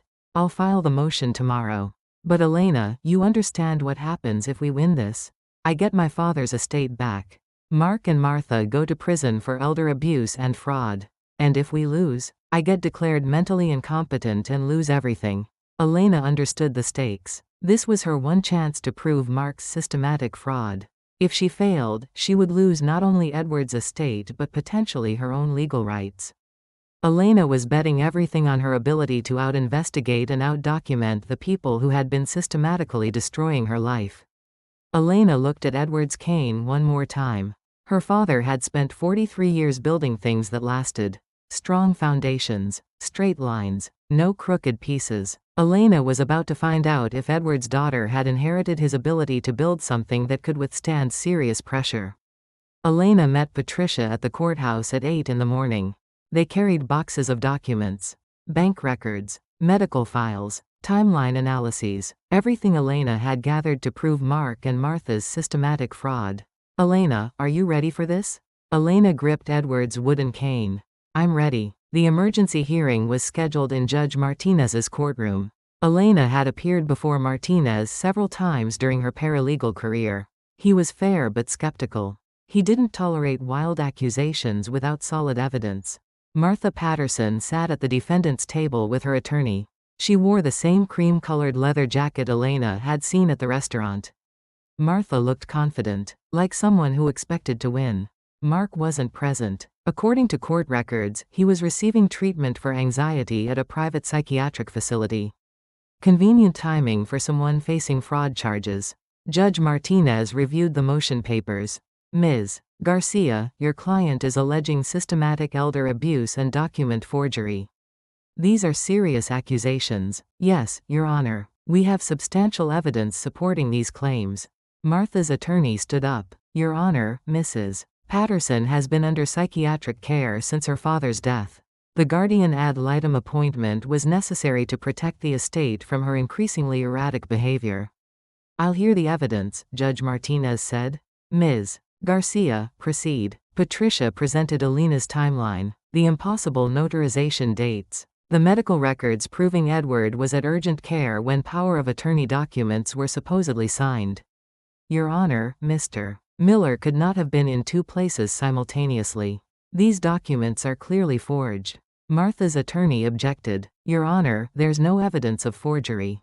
The notarization dates may have been recorded incorrectly, but that doesn't prove fraud. Elena watched Judge Martinez study the medical records, the urgent care timestamps, the impossible chronology of events. Ms. Garcia, do you have additional evidence beyond the timing discrepancy? Patricia presented the document alteration evidence. The original power of attorney with February 15th. The altered version with February 16th.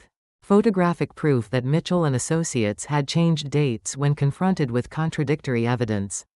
Your Honor, this shows consciousness of guilt. When presented with evidence that their original dates were impossible, defense counsel altered the documents rather than explain the discrepancy. Judge Martinez examined both documents carefully. These dates have clearly been altered. Mr. Mitchell, can you explain this discrepancy? David Mitchell stood up. He looked less confident than he had in his office. Your Honor, there may have been clerical errors in our original documentation. We corrected them when the errors were brought to our attention. Mr. Mitchell, altering legal documents after they've been filed is not correcting clerical errors. It's tampering with evidence. Elena felt hope building in her chest. Judge Martinez was seeing through the lies. Patricia presented the financial evidence. Bank transfers to offshore accounts. Purchases made with Edward's pension money. The boat registration showing Mark as owner of a $125,000 vessel bought with stolen funds. Your Honor, the pattern is clear. Mr. Patterson systematically gained access to Mr. Miller's accounts through forged documents, then transferred money to fund his own lifestyle purchases. Martha's attorney stood up. Your Honor, Mrs. Elena Patterson was the one with access to her father's accounts. She signed all the power of attorney documents. She made all the transfers. Her current accusations are an attempt to deflect attention from her own misconduct. Elena felt the courtroom tilting against her again. Martha's attorney was using the same strategy that had worked with Adult Protective Services. Paint Elena as the real criminal. Make her accusations look like projection. Judge Martinez looked at Elena directly. Mrs. Patterson, these are your signatures on the power of attorney documents? Elena stood up. No, Your Honor. Those signatures are forgeries. You're claiming someone forged your signature on multiple legal documents? Yes, Your Honor. My husband had access to examples of my handwriting. Tax returns, bank forms, legal documents I'd signed over 12 years of marriage. Martha's attorney smiled. Your Honor, Mrs. Patterson's claims are becoming increasingly paranoid. She's now alleging a sophisticated conspiracy involving multiple attorneys, bank officials, and her own husband. Elena felt the momentum shifting away from her. The evidence was solid, but the story sounded paranoid when summarized quickly. Patricia stood up. Your Honor, I'd like to call Mrs. Chen as a witness. Mrs. Chen walked to the witness stand. She wore her best church dress and carried a handwritten statement. Mrs. Chen, do you remember February 15th of this year?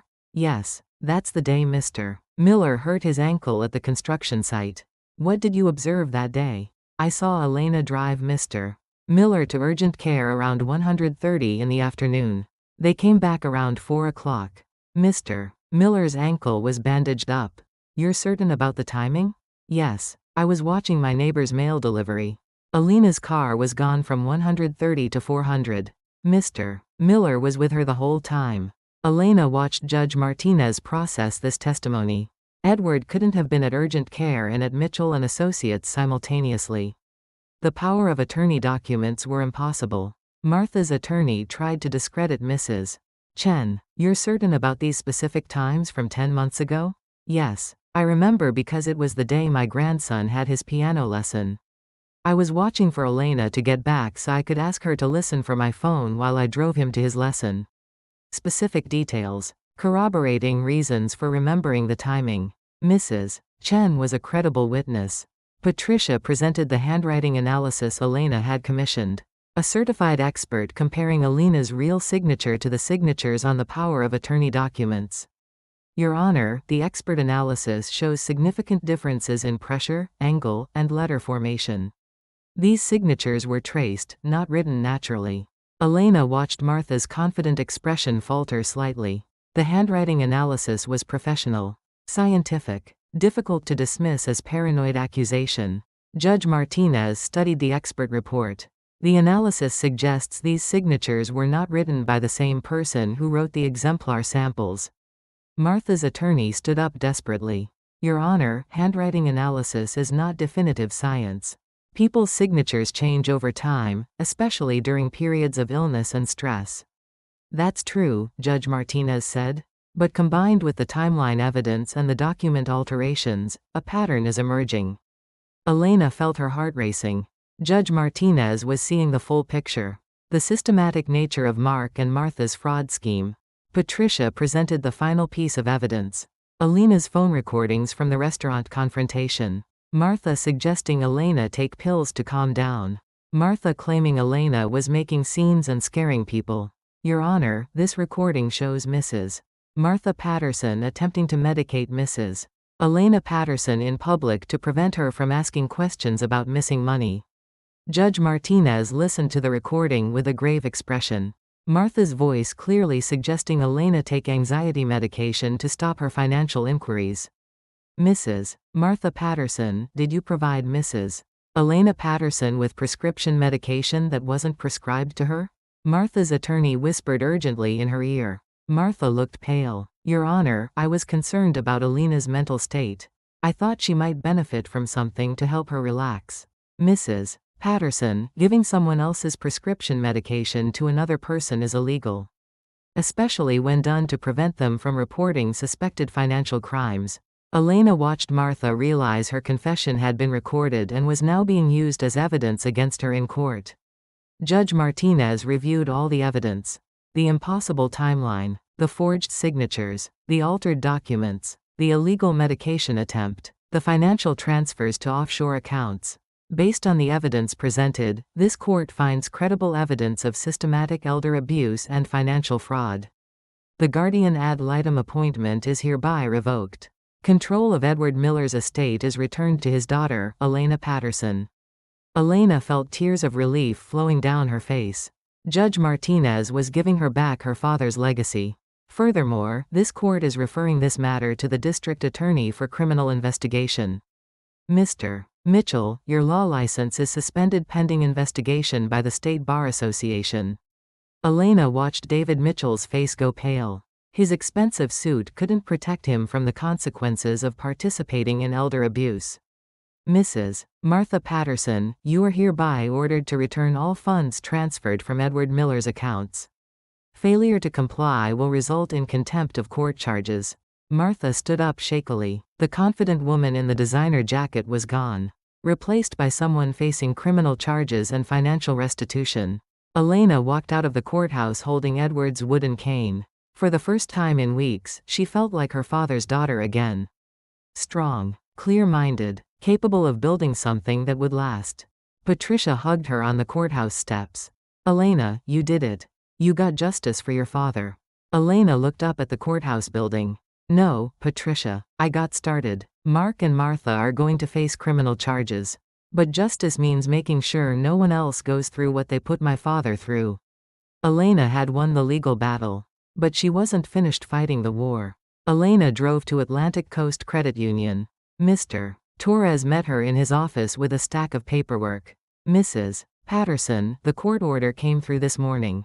We're prepared to reverse all unauthorized transfers and return full control of your father's accounts to you. Elena watched Mr. Torres restore her father's money with a few keystrokes.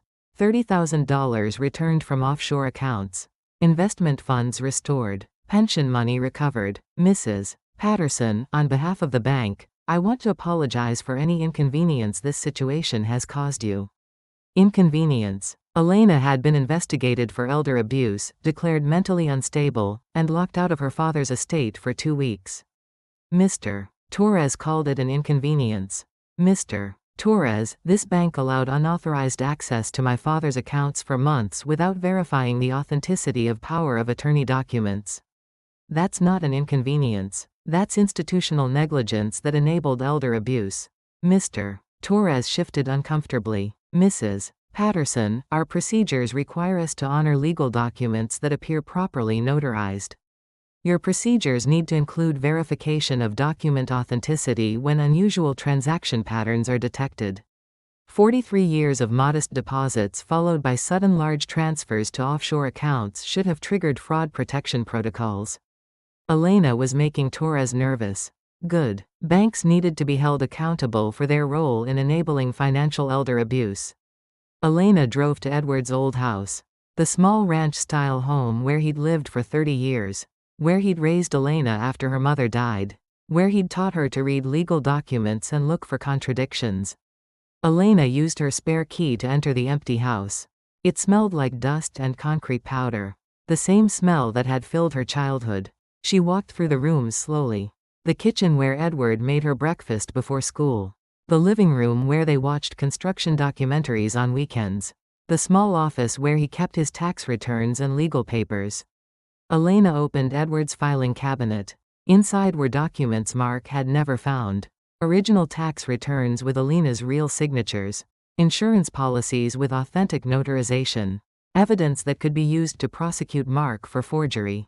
Elena photographed everything. Document preservation. Chain of evidence. The skills that had helped her win in court. Elena's phone rang. Unknown number. Mrs. Patterson? This is Detective Morrison with the Economic Crimes Unit. We received a referral from Judge Martinez about potential elder abuse in your father's case. Elena felt satisfaction settling in her chest. Detective Morrison, I have substantial evidence of systematic financial fraud committed against my father's estate. Can you come in this afternoon to provide a statement? Elena looked around Edward's empty house. At the filing cabinet full of authentic documents. At the evidence that would put Mark and Martha in prison. I'll be there in an hour.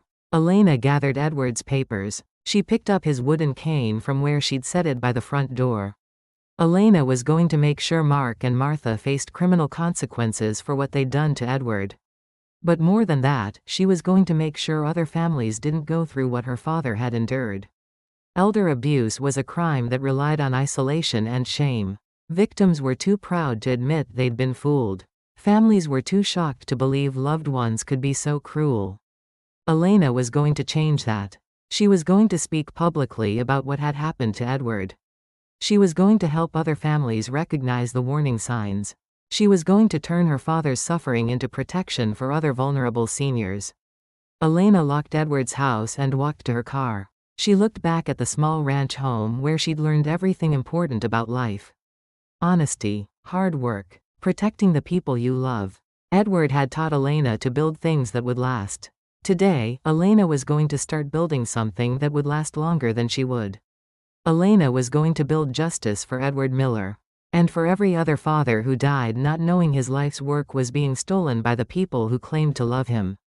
Detective Morrison's office smelled like coffee and legal documents. Elena sat across from him with boxes of evidence spread across his desk. Bank records, forged signatures, timeline analyses, everything she'd used to win in civil court. Mrs. Patterson, this is one of the most thoroughly documented elder abuse cases I've seen in 20 years. Elena felt pride mixing with sadness in her chest. My father taught me to be methodical. He said if you're going to build something, build it right the first time. Detective Morrison studied the handwriting analysis. The forgery evidence is particularly strong. Multiple documents, multiple dates, consistent pattern of signature tracing. Detective, how long will it take to arrest Mark and Martha? Mark Patterson is still at the psychiatric facility. We can serve the warrant there. Martha Patterson will be arrested this afternoon. Elena felt relief flooding through her. Mark couldn't hide behind claims of mental illness indefinitely. The evidence was too strong to dismiss. What charges will they face? Elder abuse, identity theft, bank fraud, document forgery, money laundering. We're looking at felony charges that could result in significant prison time. Elena thought about Martha's designer jacket. Mark's 40-foot boat. The luxury lifestyle they'd built with Edward's lifetime savings. Detective Morrison, what happens to the stolen assets? Everything will be seized and returned to your father's estate. The boat, the offshore accounts, any property purchased with stolen funds. Elena's phone rang. Patricia. Elena, Martha Patterson was just arrested at her house. It made the local news. Elena felt a complicated mix of emotions. Relief that justice was happening. Sadness that it had come to this. Anger that Edward had died not knowing the truth about Mark's betrayal. Patricia, I need to do something with my father's estate money. Something that honors his memory. What are you thinking? Elena had been thinking about this since winning in court. I want to establish a legal defense fund for elder abuse victims. Most seniors can't afford attorneys to fight financial exploitation. Elena, that's a beautiful way to honor your father's legacy. Elena spent the afternoon at the district attorney's office providing detailed testimony about Mark and Martha's fraud scheme. Every forged document, every impossible timeline, every lie told to discredit her while they stole from Edward. The prosecutor was thorough. Mrs. Patterson, based on your evidence and the court findings, we're confident we can secure convictions on multiple felony charges. Elena drove to the marina where Mark's boat was docked.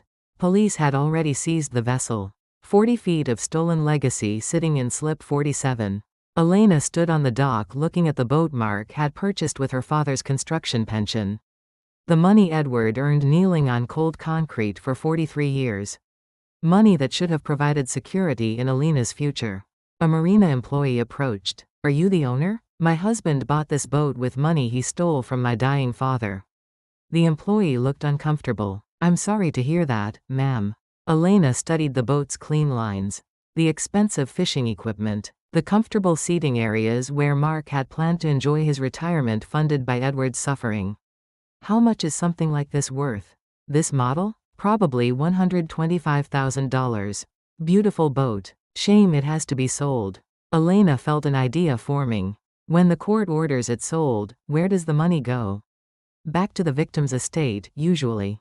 Unless there are other creditors. Elena drove home to her hotel room. She spread financial documents across the bed. Edward's estate value after all stolen funds were recovered. The potential sale price of Mark's boat and other seized assets. The amount she could dedicate to helping other families fight elder abuse. Elena calculated carefully. $400,000 from Edward's original estate. $125,000 from the boat sale. $45,000 from other recovered assets. Nearly $600,000 total. Elena could live comfortably on half that amount. The other half could fund legal representation for dozens of elder abuse victims. Families who couldn't afford attorneys to fight systematic financial exploitation. Elena's phone rang. Unknown number. Mrs. Patterson? This is Jennifer Walsh. I was the notary at Mitchell & Associates. Elena felt her pulse quicken.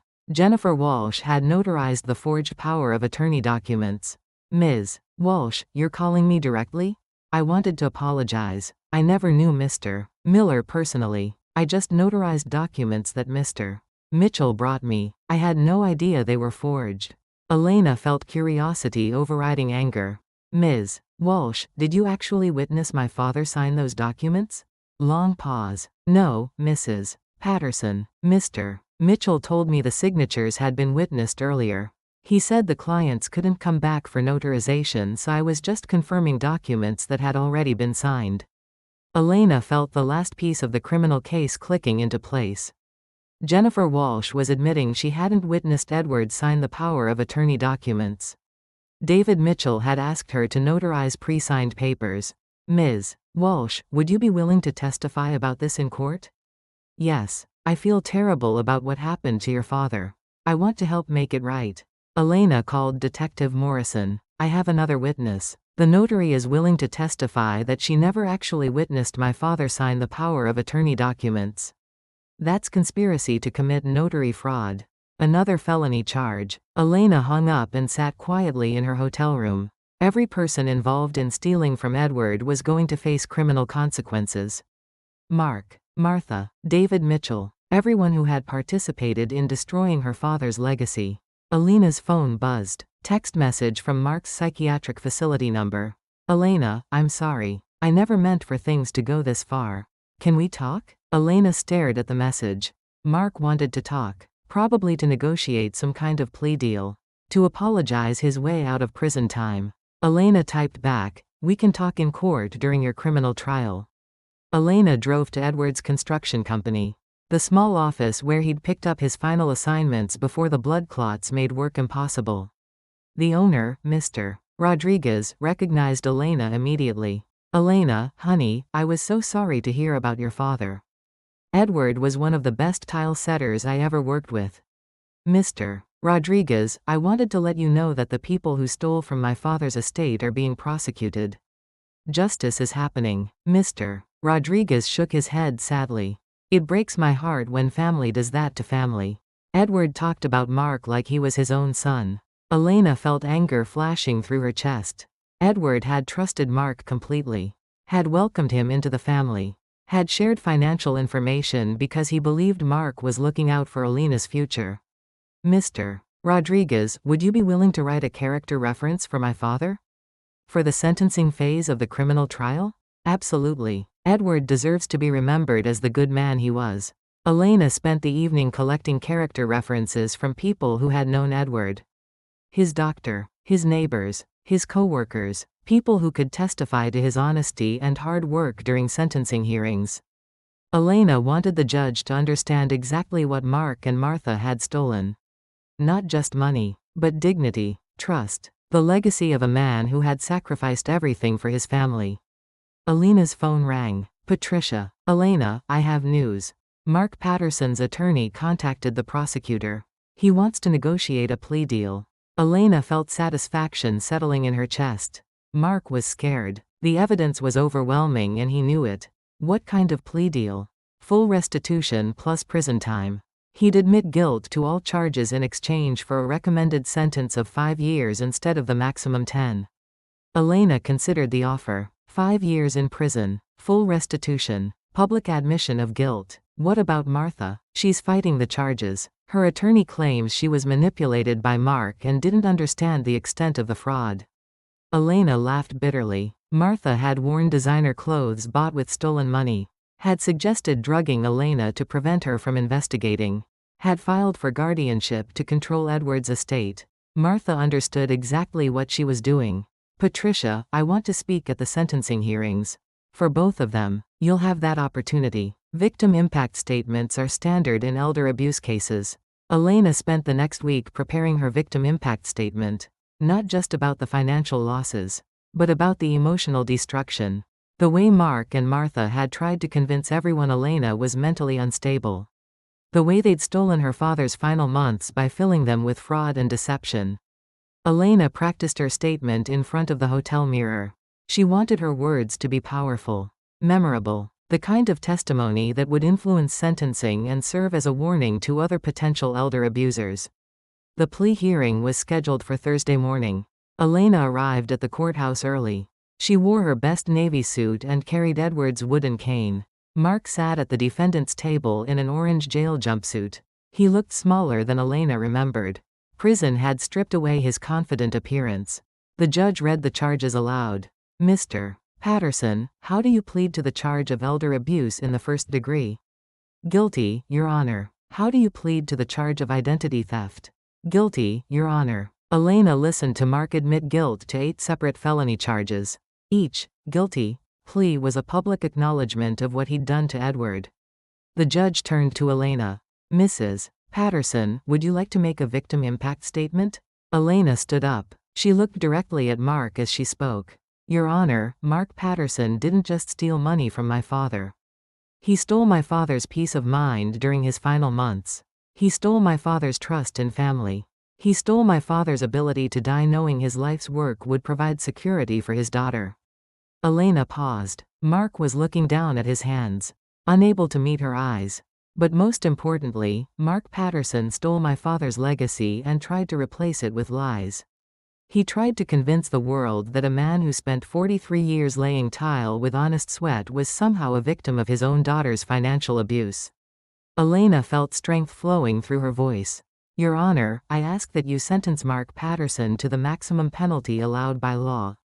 Not for revenge, but as a warning to anyone else who thinks they can prey on vulnerable seniors and escape consequences." Elena sat down. The judge looked at Mark with obvious disgust. "Mr. Patterson, you exploited a dying man's trust for personal gain. You attempted to frame his daughter for your crimes. You showed no remorse until faced with overwhelming evidence. This court sentences you to 7 years in state prison plus full restitution. 7 years. More than the recommended 5. Elena felt justice settling in her chest like warm sunlight. Martha's trial was scheduled for the following week. Elena planned to be there for every day of testimony. She wanted Martha to see her in the courtroom, to know that Edward's daughter wasn't going to let this crime be forgotten or minimized. Elena drove to Edward's grave after the sentencing. She placed fresh flowers on the headstone, roses from the garden he'd helped her plant when she first bought her house. Dad, Mark got 7 years in prison. Martha's trial is next week. Everyone who hurt you is going to pay for what they did. Elena stood quietly by Edward's grave. She could almost hear his voice in the wind. You did good, Elle. You built something that'll last. Elena had built more than a legal case. She'd built a template for fighting elder abuse. A roadmap for families who found themselves in similar situations. A warning to criminals who thought vulnerable seniors were easy targets. Elena was going to use Edward's money to make sure other families had access to the legal representation she'd been lucky enough to afford. She was going to turn her father's suffering into protection for other people's parents. Elena walked back to her car carrying Edward's wooden cane. The same cane that had supported him during his final weeks. The same cane that had given Elena strength during her fight for justice. Elena was going to keep that cane close, not because she needed support for walking, but because she needed the reminder of what her father had taught her. If you're going to build something, build it right the first time.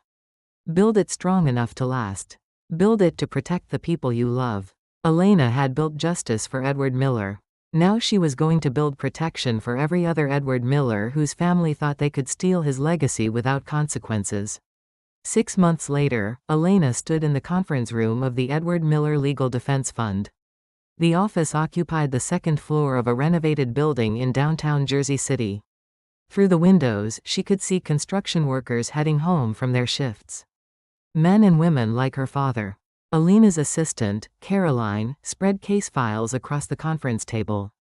We have 12 new elder abuse cases this month. 3 involve family members stealing pension funds. 2 are caregiver financial exploitation. 1 is a landlord taking advantage of a senior with dementia. Elena reviewed each file carefully. Elderly victims who couldn't afford attorneys. Families torn apart by financial betrayal. Stories that echoed her father's experience in different settings. Caroline, what's our success rate so far? 87% of cases resolved in favor of the victims. Average recovery amount is $45,000 per case. Total recovered assets $1.2 million. Elena felt pride mixing with sadness. $1.2 million stolen from vulnerable seniors and recovered through legal action. Money that represented lifetimes of work and sacrifice. How many attorneys are we working with now? 15. All volunteering time to elder abuse cases. 3 more want to join the program next month. Elena walked to the window overlooking the street. Below, an elderly man was walking slowly with a cane similar to Edward's. Moving carefully but independently. Living with dignity. Elena's phone rang. Detective Morrison. Elena, I have an update on Martha Patterson's case. Martha had been convicted on 6 felony charges and sentenced to 5 years in prison. She was currently serving time at the Women's Correctional Facility in Trenton. What's the update? She's filed an appeal claiming her attorney was ineffective, trying to get the conviction overturned. Elena felt anger flashing through her chest. Martha was still fighting, still trying to escape consequences for what she'd done to Edward. Detective, what are the chances her appeal will succeed? Minimal. The evidence was overwhelming, but she has the right to try. Elena hung up and stared out the window. Martha would never stop fighting. Would never accept responsibility. Would never understand that stealing from Edward wasn't a minor financial crime but a betrayal of everything decent about family relationships. Elena's phone buzzed. Text message from an unknown number. Mrs. Patterson, this is Lisa Chen, Mrs. Chen's granddaughter. My grandmother asked me to contact you. She wants to volunteer with your legal defense fund. Mrs. Chen. The neighbor who had provided crucial testimony about Edward's whereabouts on the day the power of attorney was supposedly signed. The witness who had helped Elena prove Mark's timeline was impossible. Elena texted back, "I'd love to meet with her. Can she come in this week?" Elena spent the afternoon reviewing financial reports for the defense fund. Edward's estate money was being used exactly as she'd planned. Legal representation for elder abuse victims. Public education about financial exploitation. Training programs for bank employees and healthcare workers. Elena had taken only enough money to live simply. A small apartment near the office. A reliable car. Basic necessities. Everything else went toward protecting other people's fathers and mothers from what Edward had endured. Elena's phone rang. "Patricia. Elena, I have someone I'd like you to meet. Her name is Dorothy Williams. Her son has been stealing from her Social Security checks for 2 years." Elena felt familiar anger rising in her chest. Adult children stealing from elderly parents. The same crime Mark had committed against Edward. How much has he taken? About $30,000. She's been living on pasta and canned soup because she can't afford groceries. Elena made notes. "Patricia, bring her in tomorrow. We'll take the case." Elena worked until 8 o'clock reviewing case files and preparing legal strategies.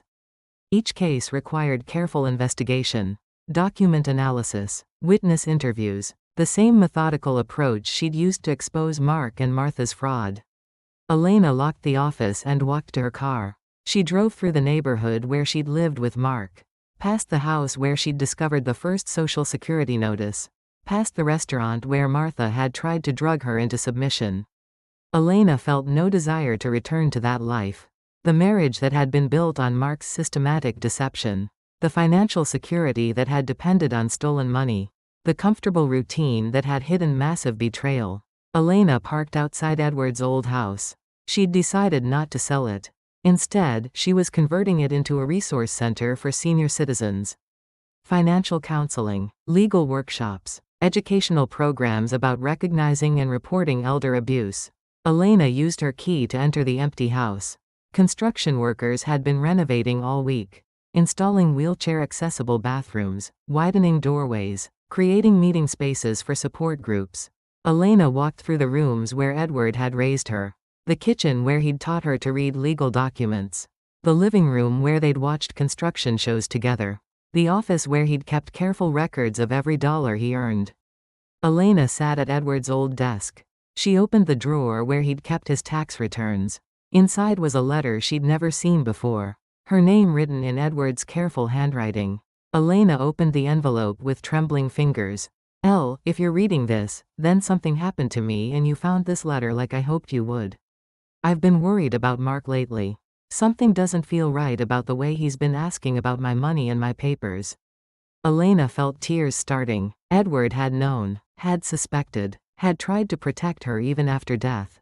"I hid some important documents in the basement, behind the old water heater. If anything strange happens with my accounts after I'm gone, look there first. I love you, Elle. You were the best daughter an old construction worker could ask for. Make something good with whatever I leave behind." Elena went to the basement. Behind the water heater, she found a waterproof box. Inside were copies of Edward's real will. Authentic power of attorney documents showing Elena as the sole beneficiary. Evidence that Mark's version was completely forged. Elena held Edward's letter against her chest. Even while dying, he'd been laying the groundwork to protect her. Building evidence that would help her fight Mark's lies. Elena's phone rang. "Caroline. Elena, Dorothy Williams just called. Her son took another $5,000 from her checking account today. She's scared to go home." Elena felt rage building in her chest. "Tell her to meet me at the office tonight." Elena drove back to the Legal Defense Fund office. Dorothy Williams was waiting in the lobby. She was 83 years old, thin from malnutrition, wearing clothes that had been expensive once but were now worn and faded. "Mrs. Williams, tell me what your son has been doing." Dorothy's voice was barely a whisper. "He has access to my accounts because I had a stroke 2 years ago. He was supposed to help me pay bills. Instead, he's been taking money for gambling debts." Elena felt the familiar pattern emerging. Family member gains access during medical crisis. claims to be helping, systematically steals everything the victim has saved. Mrs. Williams, do you have bank statements showing the unauthorized withdrawals? He hides them from me. Says I don't understand finances anymore because of the stroke. Gaslighting, making the victim doubt their own mental capacity. The same tactic Mark and Martha had used against Elena. Mrs. Williams, we're going to get your money back. And we're going to make sure your son faces criminal charges. Elena spent 3 hours documenting Dorothy's case, building a timeline, identifying witnesses, preparing legal strategies, using every skill she'd developed fighting Mark and Martha. By midnight, Elena had built a solid case against Dorothy's son. Bank fraud, elder abuse, financial exploitation, the same charges that had sent Mark to prison. Elena drove Dorothy to a safe house the legal defense fund maintained for elder abuse victims.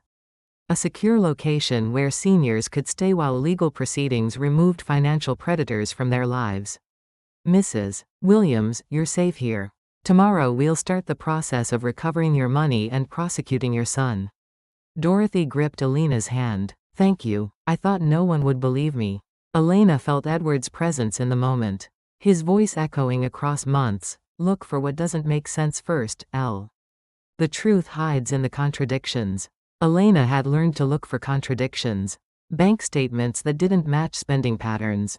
Power of attorney documents signed on impossible dates.